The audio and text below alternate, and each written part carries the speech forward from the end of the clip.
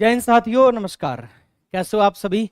उम्मीद है सब सकुशल होंगे, स्वस्थ होंगे, मस्त होंगे, अपने दिन में व्यस्त होंगे। मैं पीसी रोज आपके अपने ऑनलाइन परिवार आशु जी के ट्रिक पर आपका हार्दिक अभिनंदन स्वागत करता हूं। तो साथियों, जुड़ जाओ सभी, फिर शुरू करते हैं आज की क्लास और चर्चा करते हैं हमारे टॉपिक पर।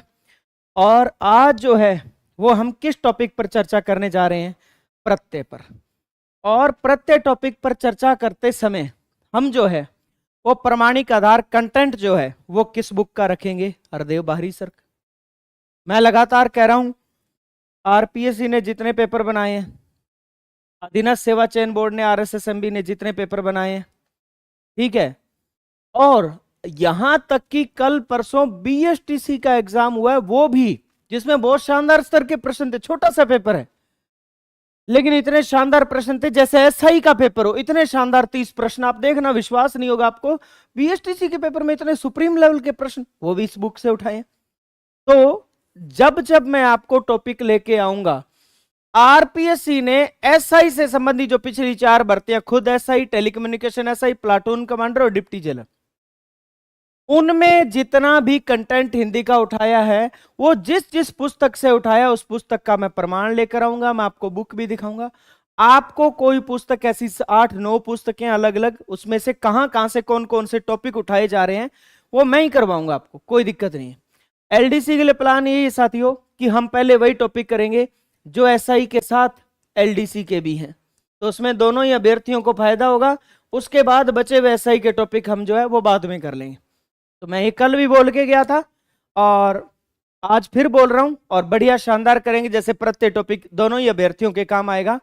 अब मैं आपको जो है वो जो सामान्य प्रचलित रूप है ना, उससे थोड़ा बाहर का रूप पढ़ाऊंगा। वो मैंने खूब पढ़ा दिया, आपने खूब पढ़ लिया।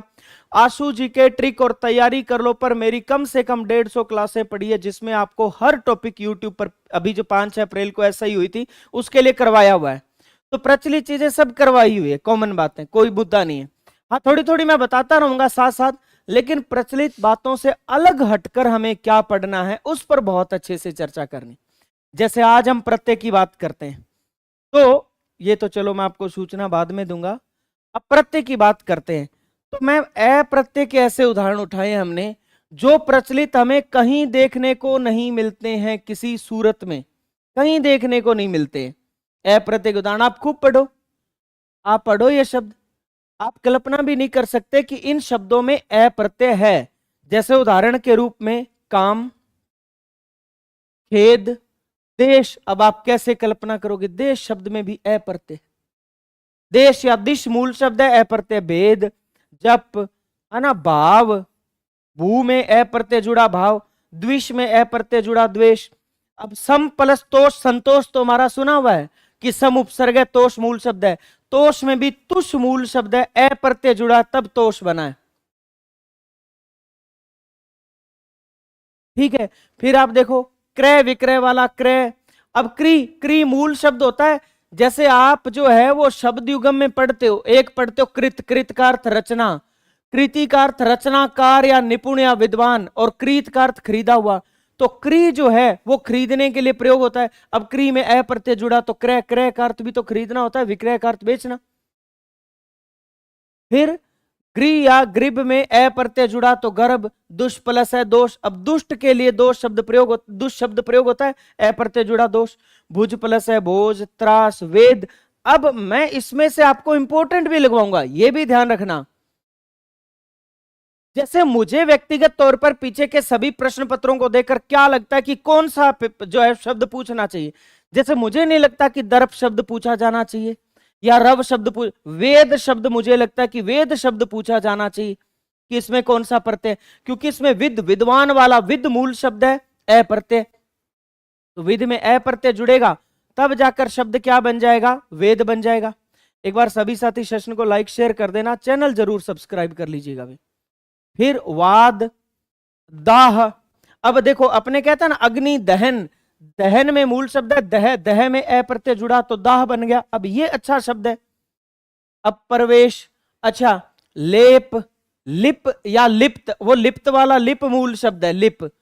अब लिप में अप्रत्यय जुड़ा तो लेप बन गया। प्रमुद प्लस ऐसे प्रमोद, त्यज प्लस है, त्यज शब्द होता है त्यज्य या त्याज्य, शब्द होता है ना, तो त्यज में ए प्रत्यय जुड़ा तो त्याग बना, क्षुभ प्लस ए क्षोभ, ए प्रत्यय हमने कभी नहीं सुना। हमने ए प्रत्यय के क्या सुने, सुनो, हमने ए प्रत्यय के सुने, जैसे वसुदेव प्लस है वासुदेव।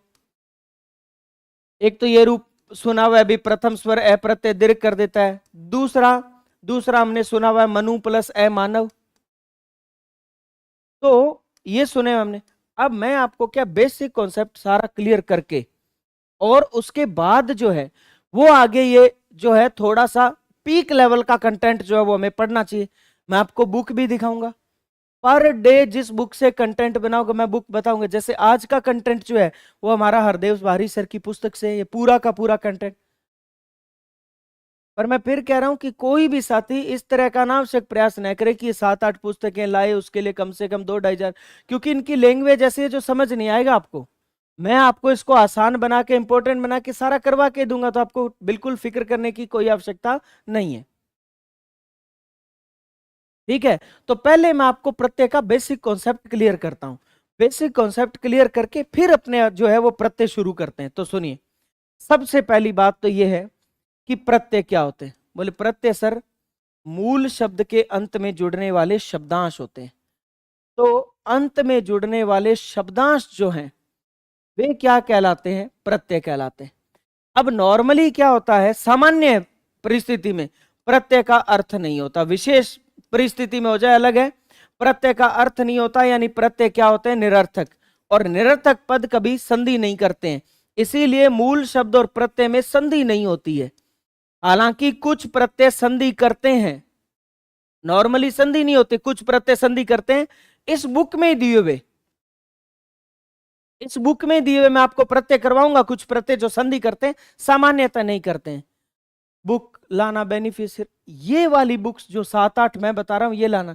आप कॉमन जो है एक बुक ले आना, कोई बात नहीं, मैं बता दूंगा, वो ले आना चाहिए, कोई दिक्कत नहीं है। ठीक है, हाँ खरीद लिए तो अच्छी बात है, कोई दिक्कत नहीं, एक कॉमन बुक होनी चाहिए।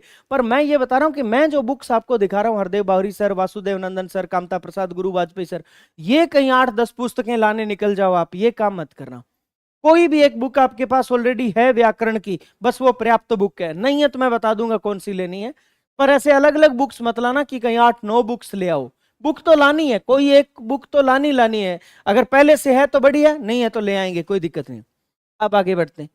तो मूल शब्द और प्रत्यय में नॉर्मली संधि नहीं होती है, एक विशेष परिस्थिति में हो जाए, कुछ प्रत्यय करते हैं अलग मुद्दा है, सामान्यतः संधि नहीं होती है। ठीक है, अब अगली बात क्या आती है, अगली बात यह आती है कि किसी शब्द के अंत में 2 प्रकार के प्रत्यय जुड़ते हैं। एक तो वे प्रत्यय जुड़ते हैं जो व्यंजन से शुरू होते हैं, जो किससे शुरू होते हैं, व्यंजन से शुरू होते हैं। और दूसरे कौन से प्रत्यय होते हैं, जो स्वर से शुरू होते हैं। अब व्यंजन से शुरू होने वाले प्रत्यय है ना, ये सामान्यतः बिना परिवर्तन ज्यों के त्यों जुड़ जाते हैं। हाँ मेरे वाली बुक ले रखी है, बड़ी है, शानदार, कोई दिक्कत नहीं है, इन्हीं मानक पुस्तकों से कंटेंट बनाया गया है। कुछ अतिरिक्त कंटेंट है वो मैं पढ़ा रहा हूं, और इसके अगले संस्करण में अपडेट भी कर दूंगा बुक में, कोई दिक्कत नहीं।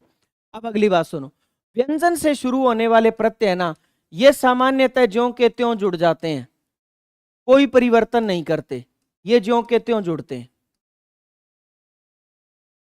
ठीक है, अब सुनिए ज्यों के त्यों कैसे जुड़ते हैं। जैसे उदाहरण के रूप में मानव प्लसता मानवता, अपना प्लसपन अपनापन, ये देखो ज्यों के त्यों जुड़ रहे हैं। जादू प्लस घर जादूगर, मशाल प्लस ची मशालची, पशु प्लस त्व पशुत्व, ये हैं। ये आप देखो तय पै गे च तय व्यंजन है, व्यंजन से शुरू होने वाले बिना परिवर्तन ज्यों के त्यों जुड़ जाते हैं। जैसे मानवता, अपनापन, जादूगर, मशालचीर, पशुत्व, ये बन जाएंगे, कोई दिक्कत नहीं। अब आते हैं व्यंजन से शुरू होने वाले कुछ प्रत्यय ऐसे होते हैं जो छोटा मोटा परिवर्तन करके जुड़ते हैं। वे 8-10-20 शब्द हैं, वे मैं वैसे ही बता दूंगा आपको ना जब PYQ करवाऊंगा। जैसे उदाहरण के रूप में, वैसे तो पन प्रत्यय आप जोड़ो, ज्यों का त्यों ही जुड़ेगा, कितने जोड़ दो चाहे। जैसे खालीपन, सूनापन, भारीपन, अपनापन, बांझपन, बहरापन, आवारापन, ज्यों के त्यों जुड़ते हैं। लेकिन कुछ एक शब्द ऐसे हैं जिनमें छोटा मोटा परिवर्तन होता है, जैसे बच्चा प्लसपन बचपन, यहां ज्यों का त्यों नहीं जुड़ा, यहां लोप हो गया एक चय का और आ का, और शब्द क्या बन गया? बचपन। अब इसका कहीं कोई नियम नहीं, पूरी दुनिया में कहीं कोई नियम नहीं है कि बच्चा प्लसपन से बचपन कैसे बन गया, कोई नियम नहीं है इसका, ठीक है ना। अब ये इसी रूप में स्वीकार करना पड़ेगा, जैसे अपना प्लस त्वय से क्या बनता है? अपनतव।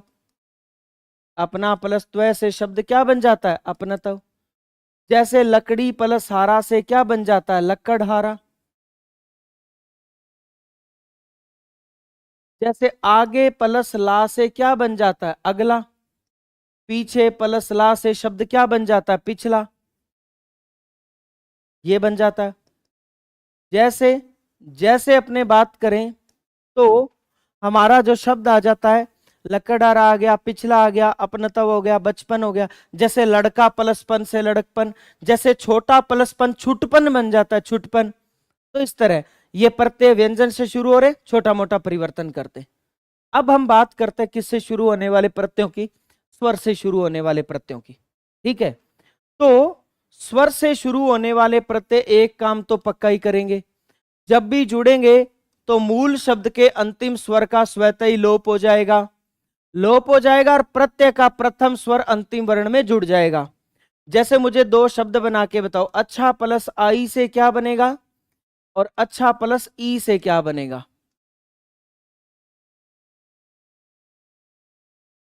अच्छा प्लस ई से क्या बनेगा? बनाइए।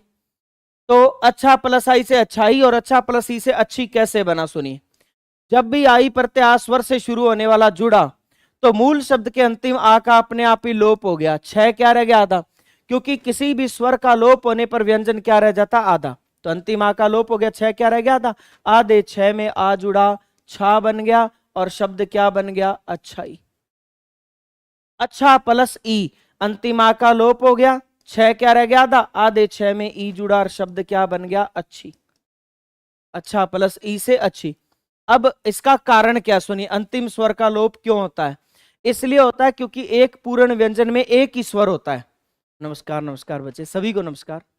एक पूर्ण व्यंजन में एक ही स्वर होता है, ठीक है। तो आप मुझे यह बताओ कि इस छा में पहले से ही एक आ मौजूद है, तो मैं ई कहां जोड़ूं? बताओ कहां जोड़ूं? एक व्यंजन में तो एक ही स्वर हो सकता है, जैसे क है तो इसमें एक ही स्वर है ए, का में एक ही स्वर है आ, की में एक ही स्वर है ई। ये थोड़ी एक व्यंजन में पांच पांच स्वर जोड़ दोगे कि सर क में ए जुड़ा है, आ भी जोड़ दो, ई भी जोड़ दो, छोटा ई, बड़ा ऊ, छोटा ऊ, आई सब जोड़ दो। नहीं, एक पूर्ण व्यंजन में एक ही स्वर होता है। तो इसमें एक स्वर पहले से ही बैठा है आ, तो मैं ई कहां जोड़ू? तो मेरी मजबूरी है कि इसका लोप करूं ताकि छह आधा रहे, तो ई जुड़कर शब्द क्या बन जाए? अच्छी। अब कई बार बच्चे ये भी कह देते हैं सर अच्छा प्लस आई में अच्छाई में दीर्घ स्वर संधि हुई है, दो आ मिलकर एक आ बनाते हैं, छह में मात्रा रूप में अच्छाई। ठीक है, मैंने कहा इसमें हुई है, तो फिर अगर इसमें संधि हुई तो सब जगह होनी चाहिए। ये कोई ज्यादा खूबसूरत तो है नहीं कि केवल इसी में संधि हो, फिर तो सब में होनी चाहिए। फिर तो इसमें भी करो, आ प्लस ई। तो मुझे बताओ ए प्लस ई से ए बनता है, तो आ प्लस ई से भी ए बनता है, छह में मात्रा रूप में, तो अच्छा प्लस ई से तो फिर अच्छे बनना चाहिए ना। फिर तो भारत प्लस ई ऐसे भारतीय बन जाएगा, भारतीय कभी बनेगा ही नहीं। ए प्लस ई से ए बनता है, तय में मात्रा रूप में भारतीय बन जाएगा, भारतीय तो फिर बनेगा ही नहीं। जबकि भारत प्लस ई से तो भारतीय बना है। हुआ क्या है? अंतिम ए का लोप, तयादा आधे तय में ई जुड़ गया, ती ये प्रत्यय जुड़ा है केवल। तो प्रत्यय संधि नहीं करते हैं, ध्यान रखिएगा ये बात। प्रत्यय जो है वो एक विशेष परिस्थिति में संधि करते हैं, सामान्यतः संधि नहीं करते। ये होगा अंतिम स्वर का लोप, तो अंतिम व्यंजन क्या रह जाएगा? आधा, उसमें प्रत्यय का प्रथम स्वर जुड़ेगा और व्यंजन क्या आ जाएगा? पूरा। दूसरी बात, यदि क्रिया के अंत में प्रत्यय जुड़ता है तो आप ध्यान रखिएगा, क्रिया के अंतिम वर्ण ना का पहले लोप होगा और फिर बचे हुए धातु रूप में प्रत्यय जुड़ेगा। ठीक है, जैसे पढ़ना प्लस आई पढ़ाई, पढ़ना प्लस आई पढ़ाई, तो ना का क्या हो जाएगा? लोप हो जाएगा। मूल शब्द क्या बचेगा? पढ़, पढ़ में आई प्रत्यय जुड़ा, क्या बना? पढ़ाई। क्योंकि क्रिया का निर्माण ना प्रत्यय जुड़कर होता है, क्रिया का निर्माण धातु में ना जुड़कर होता है। तो जब क्रिया में प्रत्यय जुड़ता है तो पहले ना का लोप होता है, फिर बचे हुए मूल शब्द में प्रत्यय जुड़ता है। एक बात ये ध्यान रखनी। अब हम बात करें स्वर से शुरू होने वाले प्रत्ययों की। ठीक है, स्वर से शुरू होने वाले प्रत्ययों की अगर हम बात करें तो एक तो ये काम करेंगे कि जब भी जुड़ेंगे तो मूल शब्द के अंतिम स्वर का लोप होगा ही होगा और प्रत्यय का प्रथम स्वर अंतिम वर्ण में जुड़ेगा ही जुड़ेगा। दूसरी बात यह है कि वे प्रत्यय जो स्वर से शुरू होते हैं ये दो प्रकार के होते हैं। स्वर से शुरू होने वाले प्रत्यय कितने प्रकार के होते हैं? दो प्रकार के होते हैं। एक तो वे जो परिवर्तन नहीं करते और दूसरा जो जुड़ने के बाद परिवर्तन करते हैं। दो प्रकार के होते हैं, जो परिवर्तन नहीं करते और जो परिवर्तन करते हैं। जो परिवर्तन नहीं करते ये तो ज्यों का त्यों जुड़ जाते हैं, जैसे भारत प्लस ई है भारतीय, जहर प्लस ईला जहरीला, रंग प्लस ईन रंगीन, ज्यों के त्यों जुड़ रहे हैं, कुछ नहीं कर रहे। अपेक्षा प्लस इत अपेक्षित, ज्यों के त्यों जुड़ रहे हैं, कोई परिवर्तन नहीं कर रहे। ये देखो आप, भारत में ई है, तय में ई जुड़ेगा ती और शब्द क्या बन जाएगा? भारतीय। ज्यों का त्यों जुड़ गया, इसने कोई नया वर्ण नहीं बनाया, अलग बात नहीं है। जैसे एम रह में ई बड़ा जुड़ा, जहरीला ज्यों का त्यों जुड़ गया। अच्छा, अंतिम गै में जो है वो ई जुड़ेगा बड़ा तो रंगीन बन जाएगा। अपेक्षा प्लस इत, तो अंतिम आ का क्या हो जाएगा? लोप। अंतिम स्वर का तो लोप करूंगा, इस आ का लोप नहीं करूंगा, ई कहां जोड़ूंगा? तो अंतिम आ का लोप क्षादा, आधे क्षय में छोटा ही जोड़ा क्षी और अंत में तय जुड़ गया। अपेक्षा प्लस इत अपेक्षित। अब बात तो ये आती है कि स्वर से शुरू होने वाले वे प्रत्यय जो परिवर्तन करते हैं, ये बेहद महत्वपूर्ण भाग है, ये अच्छे से समझना चाहिए बच्चों को। तो देखिए, हम किसकी बात कर रहे हैं? हम बात कर रहे हैं वे प्रत्यय जो किससे शुरू होते हैं? स्वर से। और क्या करेंगे? परिवर्तन। याद रखना, स्वर से शुरू होने वाला प्रत्यय यदि परिवर्तन करेगा तो परिवर्तन मूल शब्द के प्रथम स्वर में होगा। ये मोस्ट इंपॉर्टेंट बात है, प्रथम वर्ण में नहीं होगा, प्रथम व्यंजन में नहीं होगा, प्रथम स्वर में होगा, प्रथम स्वर में। अब आपको पता है स्वर दो प्रकार के होते हैं, छोटे और बड़े। तो या तो प्रथम स्वर जो है वो छोटे से बड़ा हो जाएगा या बड़े से छोटा हो जाएगा। तो इसलिए यदि स्वर से शुरू होने वाला प्रत्यय परिवर्तन करेगा मूल शब्द के प्रथम स्वर में, तो प्रथम स्वर में दो प्रकार का परिवर्तन होगा। प्रथम स्वर या तो दीर्घ से ह्रस्व, दीर्घ का अर्थ बड़ा और ह्रस्व का अर्थ छोटा, दीर्घ से ह्रस्व हो जाएगा, या ह्रस्व से दीर्घ हो जाएगा, यानी छोटे से बड़ा हो जाएगा। अगर वो दीर्घ से ह्रस्व होगा तो ध्यान रखना आ किस में बदलेगा? ए में। अच्छा, बड़ी ई, ए और आई किस में बदलेंगे? छोटी ई में, सब तीनों ही छोटे ई में। अच्छा, बड़ा ऊ, ओ और औ ये सब किस में बदलेंगे? छोटे ऊ में। अच्छा, यही अगर ह्रस्व से दीर्घ होगा तो फिर बताओ ए दीर्घ होकर किस में बदलेगा? आ में। छोटा ई, बड़ा ई, ए किस में बदलेंगे? चारों बड़े होकर आई में। और छोटा ऊ, बड़ा ऊ, ओ ये बड़े होकर किस में बदल जाएंगे? औ में बदल जाएंगे। और इसमें एक परिवर्तन और भी आएगा, वो क्या है? वो ये है कि अगर प्रथम स्वर री आए तो री सामान्यतः आर में बदलता है, कभी कभी केवल अर में भी बदल जाता, आर या अर में, यह परिवर्तन होता है। और जो प्रथम स्वर को ह्रस्व से दीर्घ करते हैं ये प्रत्यय होते हैं 8। कितने प्रत्यय होते हैं? 8 प्रत्यय होते हैं, 8 प्रत्यय, ठीक है ना। कौन से होते हैं सामान्यतः 8 प्रत्यय? इक, य, ए, छोटाई, बड़ाई, अक और अयन या आयन। अयन प्रत्यय कर लो या आयन प्रत्यय कर लो। ये 8 प्रत्यय जब जब जुड़ेंगे मूल शब्द का प्रथम स्वर बड़ा होगा, प्रथम स्वर बड़ा होगा। फिर कह रहा हूं, कोई रिकॉर्डेड क्लास नहीं है, पर काम काम के कमेंट की चर्चा करेंगे भैया। आपने ये पहले दिन से अपना उसूल रहा है, टॉपिक टू टॉपिक बात करने की आदत है, फालतू पंचायती आती नहीं। कोई ज्यादा छाती कूट मास्टर अपने हैं नहीं कि मैं करता रहूं, मैंने करवा दिया रियर वोर। सब करवाते हैं, बढ़िया करवाते हैं, जहां जचे वहां से देखो। अपना काम है सुप्रीम कंटेंट पढ़ाना, पढ़ने वाले बच्चे आ जाना, अनावश्यक बच्चे दूर रहना अपनी क्लास से। कुछ होते हैं जो छाती कूटते हैं सारा दिन बच्चों को राजी करने को, लो मैंने पढ़ा दिया, मैं कर दूंगा, वो आ जाएगा फाड़ दूंगा चीर दूंगा, वो वाला काम अपने से होता नहीं। अपना काम है कंटेंट पढ़ाना, जो पढ़ाएंगे एग्जाम में आएगा, हूबहू आएगा, ये गारंटी। तो कंटेंट पढ़ो बस आप, ठीक है। हम ऐसे स्वाद लेने के लिए घने ही है यूट्यूब पे, उनकी क्लास देखा करो आराम से, है ना। मजे लेने हैं, टाइम पास करना है, तो छाती कुटापा देखना है, अपनी बड़ाई सुननी है, तो उसके लिए घने ही है उनकी, देखना आप आराम से, है ना। अपना काम है पढ़ाना, कंटेंट देना, वो अपने देंगे और वो आएगा एग्जाम में, इसमें कोई डाउट नहीं, 100% आएगा। तो चलो पढ़ें आगे। अब सुनिए, तो 8 प्रत्यय हैं जो प्रथम स्वर को क्या कर देते हैं, दीर्घ यानी बड़ा। ए को आ में बदल देते हैं, ई और ए को तीनों को आई में बदल देते हैं, और उ ओ को तीनों को औ में बदल देते हैं, और री को अर या आर में बदल देते हैं, ठीक है। और जो प्रथम स्वर को छोटा करते हैं, तो आ छोटा होकर ए में, बड़ी ए और आई छोटा होकर छोटी में, और बड़ा उ और औ छोटे होकर छोटे उ में। अब ये प्रथम स्वर को दीर्घ करते हैं, इन प्रत्ययों की संख्या निश्चित है 8 है, यही करते हैं। लेकिन जो प्रथम स्वर को छोटा करते हैं, इनकी कोई निश्चित संख्या नहीं है। इनके उदाहरणों को, हमें कुछ उदाहरण है 10-20, इनको ज्यों का त्यों स्वीकार करना होता है। जैसे मैं दोनों के 1-1, 2-2, 3-3 उदाहरण पूछता हूं, आप मुझे बताना क्या बनेंगे। जैसे उदाहरण के रूप में आप शब्द बनाओ, साफ प्लस आई से क्या बनेगा, खेल प्लस ओना से क्या बनेगा,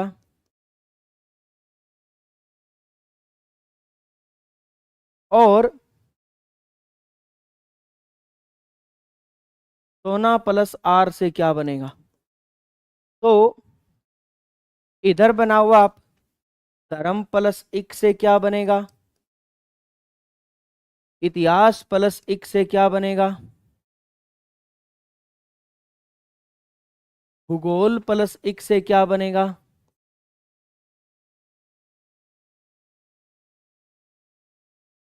ये बनाइए आप। तो साफ प्लस आई से सफाई। अब आप देखो, इसमें प्रथम स्वर छोटा हुआ है, इसका पहला वर्ण है सा, और सा में स्वर है आ किस में बदलेगा, ए में, तो सा से में। जब आ ए में बदलता है तो सा से में, क्योंकि आप इसका आ हटाओ और इसमें ए छोड़ दो केवल, तो से में ए है, है में आ जुड़ेगा फा, और अंत में ईसा प्लस आई से सफाई। खेल प्लस ओना, खे में ए है। अब मुझे बताओ, चाहे बड़ाई और चाहे ए और आई हो, सब छोटे ही में, तो ए किस में बदलेगा, ई में, तो इसमें से ए की मात्रा हटाओ, प्रथम स्वर और ई कर दो, और खेल प्लस सोना से शब्द क्या बनेगा, खिलौना। फिर सोना प्लस आर, सो में ओ है। अब मुझे बताओ, ओ किस में बदलता है, ऊ में, तो ओ की मात्रा हटाओ और ऊ लगा दो, तो सो सू में, और सोना प्लस आर से सुनार। अब बच्चे कहते हैं कि सर अंतिम आ कहां गया, फिर अंतिम स्वर का तो लोप ही हो गया, इस आ का लोप नहीं करूंगा तो ये आ कहां जोड़ूंगा, क्योंकि आर प्रत्यय आ स्वर से शुरू हो रहा है। स्वर से शुरू होने वाला प्रत्यय जब जुड़ता है तो मूल शब्द के अंतिम स्वर का लोप तो होता है, आ का लोप नया दा, आ दे नए में आ जुड़ा ना, और शब्द क्या बन गया, सुनार। तो सोना प्लस आर से क्या बनेगा, सुनार। प्रथम स्वर छोटा हो रहा है इस नियम के मुताबिक।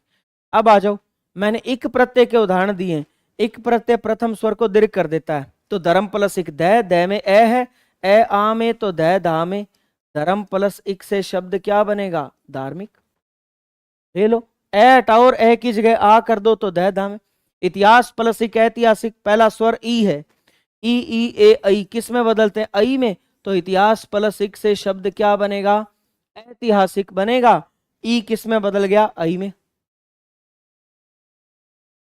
ई आई में बदलता है, चाहे छोटा ही हो चाहे बड़ा हो चाहे ए हो, सब आई में बदलते हैं, तो ई आई में बदल गया।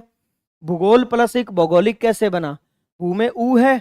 अब बताओ ऊ किस में बदलता, अऊ में, तो ऊ हटाओ और उसकी जगह ऊ कर दो, तो भू बहु में, भूगोल प्लस एक से शब्द क्या बन गया, भौगोलिक। तो ये है। अब सुनिए, प्रथम स्वर दीर्घ हो गया। अब इनकी कोई निश्चित संख्या नहीं है जो प्रथम स्वर को छोटा करते हैं, लेकिन ये प्रत्यय फिक्स है, ये 8 प्रत्यय प्रथम स्वर को बड़ा करते हैं, ठीक है। जिसमें से यह और ए प्रत्यय समझाने बहुत जरूरी है आपको। सुनिए, अब यह प्रत्यय जब जुड़ता है ना, तो दो परिवर्तन करता है। प्रथम स्वर तो दीर्घ करेगा ही करेगा, ये तो इसका काम है परमानेंट, प्रथम स्वर दीर्घ करना। और मूल शब्द के अंतिम व्यंजन को क्या कर देगा, आधा यानी अर्ध कर देगा, अर्ध यानी आधा, ठीक है। चाहे यहां कै हो, का हो, की हो, सबको आधे कै में बदल देगा। ये नहीं है कि कै हो तो आधे कै में, का होगा तो नहीं बदलेगा, की होगा नहीं, सब आधे कै में बदल जाएंगे। ठीक है, अब सुनिए, जैसे उदाहरण के रूप में आप बनाओ, शब्द बनाओ, मधुर प्लस य से क्या बनेगा? सुंदर प्लस य से क्या बनेगा? और विधवा प्लस य से क्या बनेगा? स्वस्थ प्लस य से क्या बनेगा? ठीक है, बनाइए। तो आप देखो, मैं का ए आ में, तो मैं किस में बदलेगा? मां में, प्रथम स्वर दीर्घ हो गया। ठीक है, दू ज्यों का त्यों, और अंतिम को क्या कर देता है? आधा, तो ये अंतिम रह क्या हो जाएगा? आधा, और अंत में यह प्रत्यय जुड़ेगा माधुर्य। अब बताओ, आधा रह कहां जाता है? अपने से बाद वाले वर्ण के ऊपर, तो आधा रह यह के ऊपर जाएगा और शब्द क्या बनेगा? माधुर्य, ये हो जाएगा। ठीक है, सुंदर प्लस यह, सु में ऊ है। अब बताओ ऊ किस में बदलता है? बोले ऊ तो सर अऊ में बदलता है, तो ऊ अऊ में बदलेगा, तो सु किस में बदलेगा? सु सऊ में बदलेगा। तो यहां से ऊ की मात्रा हटाओ और इसकी जगह ऊ की रख दो, और अंतिम रह क्या हो जाएगा? आधा, और आधा रह यह के ऊपर चला जाएगा। सुंदर प्लस यह से क्या बना? सौंदर्य। विधवा प्लस यह, वी में ई है, ई आई में बदलता है, तो वी वही में, और अंतिम वह क्या हो जाएगा? आधार यह प्रत्यय शब्द क्या बनेगा? वैधव्य। एक बात और समझ लेना आप, ए पर वास्तविक रूप में एक मात्रा होती है, ए पर सॉरी वास्तविक रूप में कोई मात्रा नहीं होती, लेकिन इसकी व्यंजन के साथ एक होती है, और आई पर वास्तविक रूप में एक होती है लेकिन व्यंजन के साथ दो होती है। तो जिस आई पर आपको वास्तविक रूप में एक मात्रा नजर आ रही है, उस आई की व्यंजन के साथ दो मात्रा होगी। कितनी मात्रा होगी? दो। तो ई जो है, ये ई, वी में जो ई है, ये किस में बदलता है? आई में बदलता है। तो ये देखो, ई किस में बदलेगा? आई में। तो जिस आई पर वास्तविक रूप में एक मात्रा है, वही आई जब वह व्यंजन के साथ जुड़ेगा उसकी दो मात्रा होगी, वैधव्य। फिर स्वस्थ प्लस यह से स्वास्थ्य कैसे बना? आप अच्छे से समझो। मैंने एक बात बहुत अच्छे से समझाई आपको कि याद रखना, यदि स्वर से शुरू होने वाला प्रत्यय परिवर्तन करेगा तो वो मूल शब्द के प्रथम स्वर में करेगा, मूल शब्द के प्रथम स्वर में करेगा। तो आप प्रथम स्वर ढूंढो और उसको दीर्घ कर दो, प्रथम स्वर ढूंढ के दीर्घ। तो आप ये देखो कि इसका पहला स क्या है? आधा। अर्ध व्यंजन में तो स्वर होता ही नहीं, तो आधा स तो स पड़ा है। अब मुझे इस पहले आधे स में स्वर नहीं मिला, प्रथम स्वर यहां नहीं मिला, तो प्रथम स्वर कहीं तो मिलेगा। तो हम आगे बढ़ते हैं, आगे बढ़े तो हम गए वह में ए मिला, ए आ में, तो वह वा में, स ज्यों का त्यों, और अंतिम थ क्या हो जाएगा? आधा, और अंत में यह जुड़ेगा और शब्द क्या बनेगा? स्वास्थ्य। प्रथम स्वर दीर्घ होता है, ध्यान रखना, प्रथम स्वर दीर्घ। जैसे मैं इक प्रत्यय का एक अगर आपको उदाहरण बताऊं, इक प्रत्यय का, तो गौर करना, मुझे शब्द बना के बताओ आप। व्यवसाय प्लस इक से क्या बनेगा? बनाना जल्दी। व्यवहार प्लस इक से क्या बनेगा? और स्वभाव प्लस इक से क्या बनेगा? बनाओ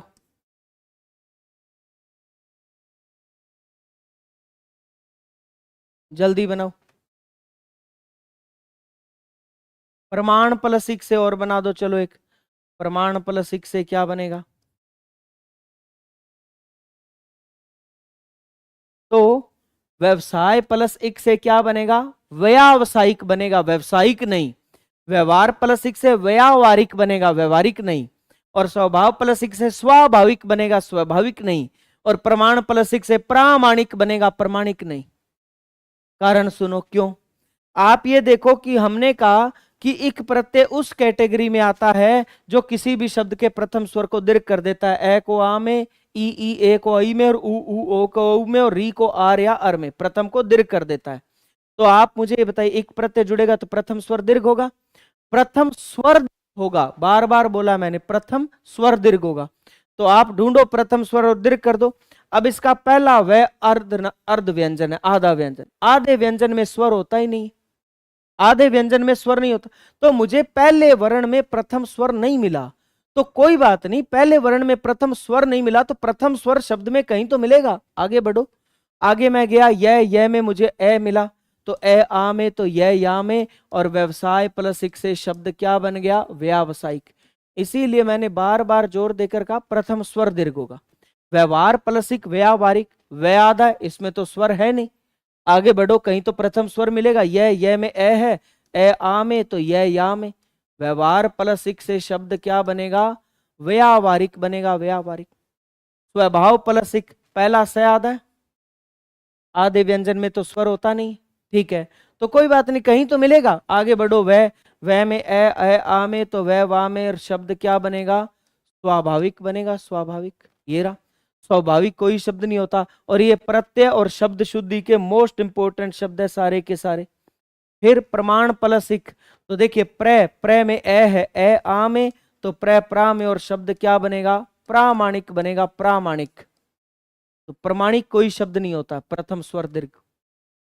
इसी तरह कौन करता है? यह प्रत्यय प्रथम स्वर को दीर्घ करता है और अंतिम को आधा कर देता है। अब आ जाओ आप ए प्रत्यय पर। ए प्रत्यय दो प्रकार से जुड़ता है। जब किसी शब्द में जुड़ता है तो शब्द का प्रथम स्वर तो दीर्घ करेगा ही करेगा, इसमें तो कोई डाउट ही नहीं है, इसमें तो कोई संशय नहीं है कि ये प्रथम स्वर को दीर्घ करेगा। साथ साथ ये काम और करता है, यदि कभी ऐसा हुआ कि ए प्रत्यय जुड़े तो प्रथम स्वर तो दीर्घ होगा, इसमें तो कोई संशय नहीं है।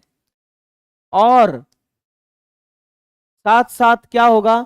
साथ साथ यदि मूल शब्द का प्रथम स्वर दीर्घ होगा, यदि इस मूल शब्द का अंतिम स्वर छोटा उ हुआ तो ये उ औ में भी बदल जाता है। ये दो परिवर्तन होते हैं। जैसे ए प्रत्यय का उदाहरण बनाओ आप। जैसे उदाहरण के रूप में शब्द आ गया वसुदेव प्लस ए, बनाना क्या बनेगा? शिव प्लस ए क्या बनेगा?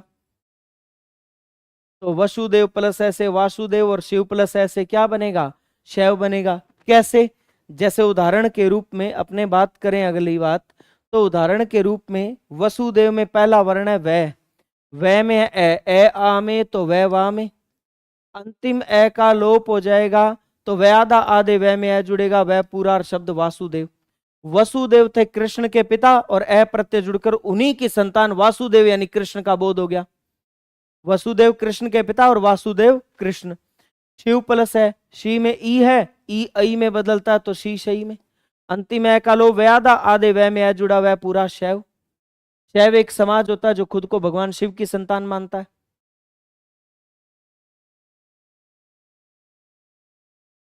ठीक है, फिर आ जाओ आप ए प्रत्यय जो प्रथम स्वर को दीर्घ करता है, अंतिम ऊ हो तो उसको अव में भी बदल देता है। जैसे उदाहरण के रूप में मनु प्लस ए, बनाओ क्या बनेगा? बहुत अच्छा शब्द है। शिशु प्लस ए क्या बनेगा? और बेहद अच्छा शब्द है वो है लघु प्लस ए, क्या बनेगा? और एक बेहद अच्छा शब्द है विष्णु प्लस ए, क्या बनेगा? तो आप पढ़ते हो ना, मनु प्लस है मानव, शिशु प्लस है शैशव, लघु प्लस है लाघव, और विष्णु प्लस है वैष्णव। अब कैसे बनेगा सुनिए। तो आप ये देखो, मनु में मैं है, मैं का ए आ में, तो मैं मां में, प्रथम स्वर तो दीर्घ हो गया। अंतिम ऊ औ में बदलेगा, तो ऊ को अ में बदलना है तो ऊ को अलग करना पड़ेगा। ऐसा थोड़ी है कि ऊ पढ़ा भी रहे, ऊ भी पढ़ा रहे और उसके स्थान पर औ भी आ जाए, ऐसा कैसे पॉसिबल होगा? ऊ के स्थान पर औ बनेगा तो ऊ हटेगा और उसके स्थान पर औ आएगा, तो ऊ हटेगा तो न क्या रह जाएगा? आधा। अब बताओ ऊ किस में बदला? बोले ऊ तो औ में बदला, तो ये लो मैंने ऊ को औ में बदल दिया, और अंत में ए प्रत्यय खुद तो जुड़ेगा ही। तो मां आधे न में ए जुड़ा न पूरा, और आधे वह में ए जुड़ा वह पूरा मानव। ऋषि मनु की संतानें मानी जाती है मानव, तो मनु प्लस है मानव। शिशु प्लस है ई किस में बदलता है? आई में, और अंतिम ऊ अव, तो शिशु प्लस ए शैशव। लघु प्लस है लाघव, लय का ए आ में तो लय ला में, और ऊ अव तो गु गव, लघु प्लस ए से क्या बनेगा? लाघव। विष्णु प्लस है वैष्णव, वी में ई है, ई आई में तो वी वही में, और अंतिम ऊ अव तो णु नव, विष्णु प्लस ए वैष्णव। बताइए। तो इसी तरह बाकी प्रत्यय भी प्रथम स्वर को दीर्घ करते हैं, जो ये सारे हैं ना। जैसे उदाहरण के रूप में ए के बाद कौन सा प्रत्यय? ए। जैसे गंगा प्लस ए गांगे, कुंती प्लस ए कौनते। फिर छोटा ई, जैसे उदाहरण के रूप में वल्मीक प्लस ई वाल्मीकि, और सैरथ प्लस ई सारथी, सुमित्रा प्लस ई सौमित्री। फिर बड़ा ई भी करता है, जैसे जनक प्लस ई जानकी, जैसे द्रुपद प्लस ई द्रौपदी। फिर अक प्रत्यय भी करता है, जैसे क्रिया कर प्लस अक कारक, मरिया मर प्लस अक मारक, ये हो जाएगा। और अयन या आयन प्रत्यय भी करता है, जैसे वत्स्य प्लस अयन वात्स्यायन, ये भी करेगा। तो प्रथम स्वर को ये सारे प्रत्यय क्या करते हैं, दीर्घ करते हैं, ध्यान रखिएगा। फिर इसके बाद एक बात और सुनना, छोटा ई और प्रत्यय ना जुड़ता है, कहीं तो ये प्रथम स्वर दीर्घ करता है, कहीं नहीं करता। ये छोटा ई और बड़ा ई, ये कहीं कहीं तो प्रथम स्वर दीर्घ करेगा और कहीं नहीं करेगा। जैसे उदाहरण के रूप में धन प्लस ई बनाओ, क्या बनेगा, या उन्नत प्लस ई बना दो, या शक्त प्लस ई बना दो, क्या बनेगा। और एक इधर आप शब्द बनाओ छोटे और बड़े ई से, जैसे जनक प्लस ई से बनाओ, क्या बनेगा। और वल्मीक प्लस ई से बनाओ, क्या बनेगा। तो धन प्लस ई से न में ई जुड़ता है, नी, और शब्द बनेगा धनी। प्रथम स्वर दीर्घ नहीं होगा, अगर दीर्घ होता तो दै का ए आ में तो दै दा में दानी बनना चाहिए, पर दानी तो कोई शब्द नहीं होता, धनी होता है। फिर उन्नत प्लस ई, तय में छोटा ई जुड़ा, उन्नति कोई प्रथम स्वर दीर्घ नहीं हुआ, ज्यों का त्यों जुड़ गया। लेकिन यहां प्रथम स्वर दीर्घ होगा, जनक प्लस ई जान की, जय का ए आ में तो जय जा में, जान की सीता को कहते हैं, राजा जनक की पुत्री थी। वल्मीक प्लस ई वाल्मीकि, वह का ए आ में तो वह वा में, और शब्द क्या बनेगा, वाल्मीकि।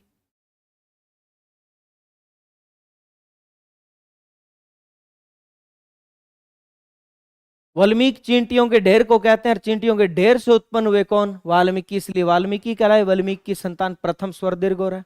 तो बात यह आती है कि सर हम कहां तो ज्यों का त्यों जोड़ें और कहां प्रथम स्वर को दीर्घ करें, हमें पता कैसे चले। तो सीधी सरल बात है, ध्यान रखना, यदि छोटा ई और बड़ा ई प्रत्यय जुड़कर संतान का बोध करवाएं, संतान का, फिर तो प्रथम स्वर दीर्घ होगा, अन्यथा नहीं होगा। जैसे राजा जनक की संतान है जानकी यानी सीता, वाल्मीकि से उत्पन्न हुए, वाल्मीकि वाल्मीकि की संतान है। लेकिन यहां कोई संतान का बोध नहीं है। देखो आप, अगर संतान का बोध हो तो प्रथम स्वर दीर्घ होगा, तो प्रथम स्वर दीर्घ होगा।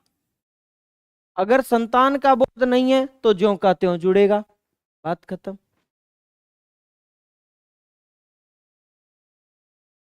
समझ गए बात को आप, संतान का बोध नहीं हो तो ज्यों का त्यों जुड़ेगा, ये बात होगी। फिर इसके बाद कुछ प्रत्यय और समझो आप।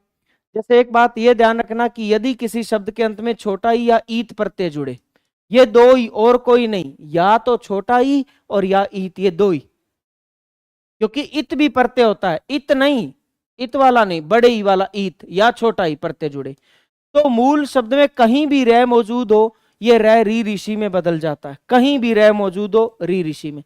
जैसे मुझे कुछ शब्द बना के बताना, सृष्ट प्लस ई से क्या बनेगा, दृष्ट प्लस ई से क्या बनेगा, जागृत प्लस ई से क्या बनेगा, बनाओ। ग्रह प्लस ईत से क्या बनेगा, सम प्लस ग्रह संग्रह बनता, संग्रह प्लस ईत से क्या बनेगा, और अनुग्रह प्लस ईत बनता है तो अनुग्रहित, तो अनुग्रह प्लस ईत से क्या बनेगा, बनाओ। फिर एक तरफ मुझे ये भी बताओ, सृष्ट प्लस आ से क्या बनेगा, दृष्ट प्लस आ से क्या बनेगा। एक तव्य प्रत्यय का बहुत इंपॉर्टेंट उदाहरण है, दृश्य प्लस तव्य, ये तो अलग सा ही है, मैं बाद में बताऊंगा इससे क्या बनेगा, पहले आप यहां तक बताओ। तो बोले सृष्ट प्लस ई से सृष्टि बनेगा, क्यों, क्योंकि ई प्रत्यय जब जुड़ता है तो रे को री में बदल देता है, तो रे री में बदल जाएगा और शब्द क्या बन जाएगा, सृष्टि बन जाएगा। दृष्ट प्लस ई से क्या बन जाएगा, दृष्टि बन जाएगा, दृष्टि। अच्छा, जागृत प्लस ई रे री में बदलेगा और शब्द जागृति बनेगा। अब आप एक तरफ के शब्द इंपॉर्टेंट मत समझना, मोस्ट इंपॉर्टेंट बात है, अकेला शब्द सृष्ट, अकेला दृष्ट और अकेला जागृत शुद्ध होता है, जागृत। ई प्रत्यय जुड़े तब जागृति, दृष्टि और सृष्टि बनता है। इसी तरह ईत प्रव ग्रह प्लस ईत प्रत्यय जुड़ा, रे री में बदलेगा और शब्द क्या बनेगा? गृहीत बनेगा, गृहीत। संग्रह प्लस ईत, तो रे किस में बदल जाएगा? रे री में बदल जाएगा, है में बड़ी जुड़ेगा ही, और शब्द क्या बनेगा? संग्रहित। शब्द शुद्धि का मोस्ट इंपोर्टेंट शब्द है, बार बार आता है, वो लिख देता है संग्रहित। संग्रहित कोई शब्द नहीं होता, संग्रहित होता है। फिर अनुग्रह प्लस ईत जोड़ो आप, रे री में बदल जाएगा और है में बड़ी ई जुड़ेगा, और शब्द क्या बनेगा? अनुग्रहित, और वो लिख देता अनुग्रहित। अनुग्रहित कोई शब्द नहीं होता, अनुग्रहित होता है। शब्द शुद्धि में भी काम का है, वाक्य शुद्धि में भी मोस्ट इंपोर्टेंट। वो उदाहरण इतना सा लिखता है, कृपया पधार कर अनुग्रहित, अनुग्रहित करें, पधार कर अनुग्रहित करें, अशुद्ध है। पधार कर अनुग्रहित करें, ये शुद्ध है। और अकेला शब्द अनुग्रह शुद्ध है, वो लिख देता अनुग्रह, नहीं, अनुग्रह शुद्ध है। संग्रह शुद्ध है, ग्रह शुद्ध है। ईत जुड़े तो रे री में बदल जाता है, और ये काम ई और ईत दो ही प्रत्यय करते हैं और कोई नहीं। जैसे सृष्ट प्लस आ से सृष्टा बनेगा, शब्द शुद्धि का मोस्ट इंपोर्टेंट शब्द। सृष्टा नहीं बनेगा, सृष्टा बनेगा। क्यों? क्योंकि आ प्रत्यय रे को री में नहीं बदल सकता, केवल छोटा ही और ईत ही बदल सकते हैं। दृष्ट प्लस आ से क्या बनेगा? दृष्टा, यही शुद्ध है। दृष्टा कोई शब्द नहीं होता, दृष्टा। लेकिन दृष्ट में ई जोड़ो तो रे री में बदल जाता है, दृष्टि। जैसे दृष्ट प्लस तव्य प्रत्यय से एक शब्द बनता है द्रष्टव्य। शब्द शुद्धि का मोस्ट इंपोर्टेंट शब्द है, ध्यान रखना, द्रष्टव्य। हम लिखते हैं दृष्टव्य, दृष्टव्य वो आपको लिख के देगा, हम तो क्या लिखते हैं, एग्जाम में आपको दृष्टव्य लिख के देगा। अशुद्ध शब्द है, दृष्टव्य नाम का कोई शब्द नहीं होता, द्रष्टव्य होता है।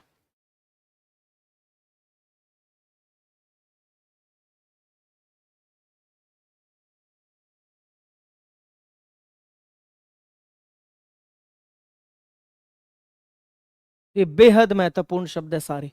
फिर आगे एक बात और समझो आप प्रत्यय की। कुछ प्रत्यय होते हैं जिसका न कभी कभी अणय में बदल जाता है, हमेशा नहीं, कभी कभी बदल जाता है, ठीक है। जैसे जैसे अन्न प्रत्यय है, ईन प्रत्यय है, इनी प्रत्यय है, आनी प्रत्यय है, अनीय प्रत्यय है। इनका न वैसे तो नहीं रहता है, लेकिन कभी कभी अणय में बदल जाता है। जैसे आप ये देखो कि लेख प्लस अन से क्या बना? लेखन। पठ प्लस अन से पठन। लेकिन क्री प्लस अन या क्री कर प्लस अन से करण, क्री या कर प्लस अन से करण, न अणय में बदल गया। ऐसे रंग प्लस ईन रंगीन, शौक प्लस ईन शौकीन, नमक प्लस ईन नमकीन। लेकिन ग्राम प्लस ईन ग्रामीण, अब न अणय में बदल गया, कभी कब बदल जाता। ऐसे इनी प्रत्यय, सरोज प्लस इनी सरोजिनी, शब्द शुद्धि का मोस्ट इंपोर्टेंट शब्द है। सरोजनी कोई शब्द नहीं होता, सरोजिनी होता है। भुजंग प्लस इनी भुजंगिनी, कमल प्लस इनी कमलिनी होता है। लेकिन गृह प्लस इनी गृहिणी, अब न अणय में बदल गया। ऐसे आनी प्रत्यय, सेठ प्लस आनी सेठानी, नौकर प्लस आनी नौकरानी, कितने ही कर दो। लेकिन इंद्र प्लस आनी इंद्राणी, अब न अणय में बदल गया, इंद्राणी में। ऐसे अनीय प्रत्यय, जैसे सोच प्लस अनीय सोचनीय। लेकिन यही आप विचार प्लस अनीय, चलो पूजा प्लस अनीय या पूज प्लस अनीय पूजनीय, मान प्लस अनीय माननीय, नहीं बदला ना। लेकिन यही आप आदर प्लस अनीय करो आदरणीय, बदल गया न अणय में। यही आप विचार प्लस अनीय करो विचारणीय, न अणय में बदल गया। यही आप रम प्लस अनीय में बदल गया। और मैं आपको एक बात बता दूं, ध्यान रखना, मिलते जुलते सभी शब्दों में अनीय प्रत्यय है। सोचनीय, पूजनीय, माननीय, आदरणीय, विचारणीय, रमणीय, प्रशंसनीय, शोभनीय, दयनीय, इन मिलते जुलते सब में अनीय प्रत्यय। मिलते जुलते दो शब्दों में नहीं, स्थानीय और पाणिनीय। देखो सारे मिलते जुलते शब्द है ना, सोचनीय, पूजनीय, माननीय, आदरणीय, विचारणीय, रमणीय, प्रशंसनीय, दयनीय। लेकिन स्थानीय और पाणिनीय जो इनसे बिल्कुल मिलते जुलते हैं, इनमें अनीय प्रत्यय नहीं है, ध्यान रखना। स्थान प्लस ईय और पाणिनि प्लस ईय से बना हुआ है। इन दोनों में कौन सा प्रत्यय आपको याद रखना है, बार बार आता है ईय प्रत्यय, इनमें ईय प्रत्यय, अनीय प्रत्यय नहीं, ईय प्रत्यय, ठीक है ना। तो वो कहता है किस में अनीय प्रत्यय नहीं है, तीन इनमें से लिख देगा, एक स्थानीय लिख देगा, नहीं स्थानीय में अनीय नहीं, ईय। तीन इनमें से लिख देगा, पाणिनीय, पाणिनीय में अनीय नहीं, ईय प्रत्यय। क्लियर है। अब एक बात और अंतिम समझ लो, वो ये है कि ध्यान रखना, जब भी किसी शब्द के अंत में प्रत्यय जुड़ता है, ये मान लो मूल शब्द है और ये इसके अंत में क्या जुड़ गया, प्रत्यय, और मूल शब्द में प्रत्यय जुड़कर नया शब्द तो बनेगा ही, नया शब्द तो बनेगा ही। तो एक बात याद रखना कि इस मूल शब्द और नए बने हुए शब्द का हमेशा संबंधित अर्थ होना चाहिए, मिलता जुलता अर्थ होना चाहिए, संबंधित अर्थ होना चाहिए। ऐसा नहीं हो कभी भी कि मूल शब्द का कुछ और ही अर्थ हो और प्रत्यय जुड़कर जो नया शब्द बना उसका कुछ और ही अर्थ हो, नहीं, दोनों का पूर्णतः अलग अलग अर्थ नहीं होना चाहिए। मूल शब्द और प्रत्यय से बने हुए शब्द का मिलता जुलता अर्थ होना चाहिए। प्रत्यय जुड़कर जब नया शब्द बनाता है तो प्रत्यय कभी नया अर्थ पैदा नहीं कर सकता। क्यों? क्योंकि प्रत्यय का खुद का ही अर्थ नहीं होता। ये मैंने बात पहले अब समझा दी थी आपको शुरू होते ही कि प्रत्यय सामान्यतः निरर्थक होते हैं, एक विशेष परिस्थिति में सार्थक होते हैं, अलग मुद्दा है, अर्थ होता है इनका, सामान्यतः निरर्थक होते हैं, यानी इनका अर्थ नहीं होता। तो आप सोचो जिसका खुद का ही अर्थ नहीं होता वो किसी शब्द में जुड़कर नया अर्थ कैसे पैदा कर देगा, वो तो मिलता जुलता अर्थ ही दे सकता है। तो इसलिए ध्यान रखिएगा ये बात आप कि मूल शब्द और प्रत्यय से बने हुए शब्द का संबंधित अर्थ होना चाहिए। जैसे आपसे पूछता है, क्या पूछता है, इल प्रत्यय नहीं है, बताओ मुझे, इल प्रत्यय नहीं है,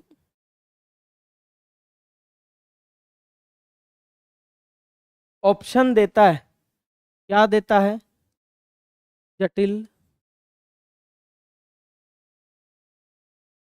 शामिल,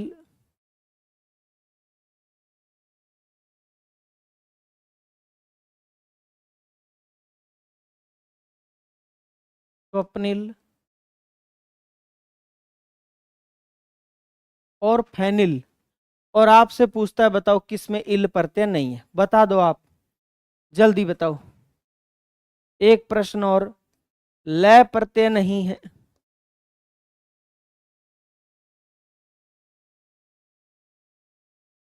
बताइए। काजल, मैं आपसे जितने कठिन हो सकता उतने कठिन विकल्प बना के पूछने का प्रयास कर रहा हूं। गरल और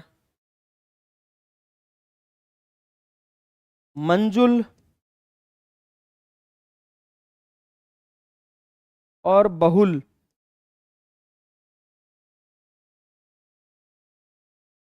बताओ किस में लय प्रत्यय नहीं है। तो पहले का उत्तर क्या है, बिल्कुल परफेक्ट उत्तर है शामिल, शामिल में इल प्रत्यय नहीं है, ठीक है। अब बताओ लय प्रत्यय किस में नहीं है, फिर दोनों को समझाता हूं मैं।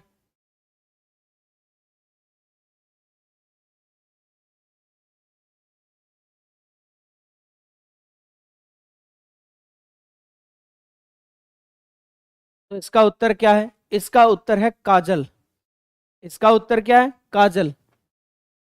लय प्रत्यय किस में नहीं है, काजल में नहीं है भी। कारण सुनो, देखिए, जटिल शब्द बना जटा प्लस इल, तो जो जटाओं के समान उलझा हुआ हो उसे जटिल या कठिन कहते हैं। सामान्य हमारे बाल तो सामान्य बाल है, जो उलझे हुए बाल हैं जैसे साधु सन्यासियों के होते हैं, जैसे प्रेमानंद महाराज के, उनको जटाएं कहते हैं, वो उलझे हुए बाल, उन जटाओं के समान उलझा हुआ जटिल होता है। तो जटा और जटिल का मिलता जुलता अर्थ। स्वपन प्लस इल, स्वप्निल, जिस चीज का आपने स्वप्न देखा था उसी को कहते हैं स्वप्निल। जैसे आप कहते हो ड्रीम जॉब, ड्रीम जॉब को हम कह सकते हैं स्वप्निल नौकरी, तो स्वप्न और स्वप्निल का मिलता जुलता अर्थ है। फैन प्लस इल, फैनिल, फैन जो है एक तो इंग्लिश का अंग्रेजी का शब्द होता है जिसका अर्थ पंखा, एक फैन प्रशंसक को भी कहते हैं, कोई किसी का फैन होता है, लेकिन यहां उस फैन से कोई लेना देना नहीं है, यहां इस फैन का अर्थ है जाग। अरे वाह, यहां इस फैन का अर्थ क्या है? जाग। और फेनिल का अर्थ क्या है? जागदार। जैसे आप कहते हो जागदार जल, आप उसको फेनिल जल भी बोल सकते हो। जागदार जल को फेनिल जल भी बोल सकते हो, ध्यान रखना। फेनिल जल। तो फैन यानी जाग और फेनिल यानी जागदार, मिलता जुलता अर्थ है। ठीक है। लेकिन शामिल, शामिल किससे बनाओगे आप? ज्यादा से ज्यादा बनाओगे तो शाम प्लस इल। शाम कहते संध्या को, इवनिंग को, और शामिल कहते सम्मिलित होने को, मिलने को। तो बताओ शाम यानी संध्या का, शामिल यानी मिलने से क्या लेना देना है? तो इसका मतलब शामिल में इल प्रत्यय नहीं है।